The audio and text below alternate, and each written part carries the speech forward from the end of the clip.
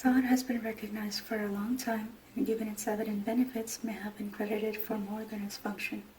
Thought is logic, structure, time, language, rules, measure, hierarchy, defined lines of beginning and end, and therefore limitation. It is detail. It tries to understand things through division and separation. In other words, breaking anything down into parts to understand them. Many consider it to be the only real perspective, one that can provide objectivity. In human experience, it has a great deal of use, especially when dealing with things that are already a product of thought. Given the right place and import, thought can be immensely helpful. The problem comes when we use that one perspective to approach and understand everything in life. Thought, while powerful, is by its very nature limited, and there is much in life that defies such limits and clear lines. There exists another perspective that is whole, or holistic. It takes everything measurable and not measurable into account. It is observable in this world, in life itself.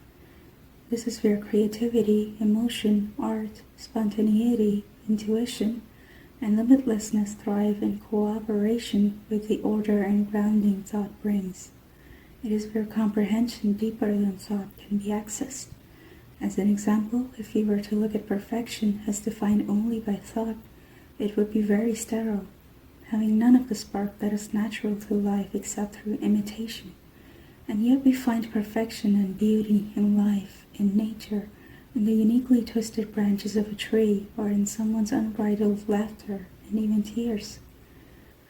Looking at ourselves through just thought, we can also point out imperfections that we try to fix and straighten out, and yet those very imperfections may be the touch of creative uniqueness that makes us whole as creation, out of the divine. Thought by itself divides what complies with it as order, and anything outside it is labeled chaos and often rejected. But creation and its perfection is of an order higher than what we can understand through thought. Everything has a role to play, a rhyme and reason, instead of just existing for the sake of being divided and heartlessly excised. This goes for thought itself as well. By itself, thought is only a fragment separated from the whole and believing itself the lone ruler. Rejecting thought will also perpetuate the fragmentation, for trying to entirely do away with thought and the structure it brings can lead to a great deal of vagueness.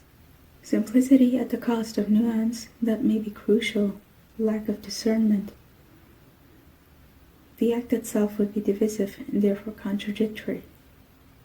The difference here is of a perspective that is fragmented and therefore demands further fragmentation when it seeks to understand, and one that is whole. In a world that mirrors, the distortion caused by fragmentation gets reflected back. For instance, duality and oneness are both present in our reality. Whichever side we reject will become shadowed, creating distortion. Accepting the what is would require accepting both. Holistically, with proper integration, there can be simultaneous awareness and acceptance of both the division and that which lies beyond. No neurosis of losing the forest for the trees, nor the trees for the forest. Simplicity without being reductive. Here, thought has its place, and it no longer struggles to do more than what its role is. This can look different for each of us. Have you ever experienced moments where you understood something logically, but didn't feel like you truly got it until at some later point it just clicked, often through experience, and suddenly you understood deeply? There is a wonderful old video of Alan Watts that I found years ago where he also demonstrated this. It has been very helpful to go back to over the years. I've included the link to it in the description. I hope you can check that one out.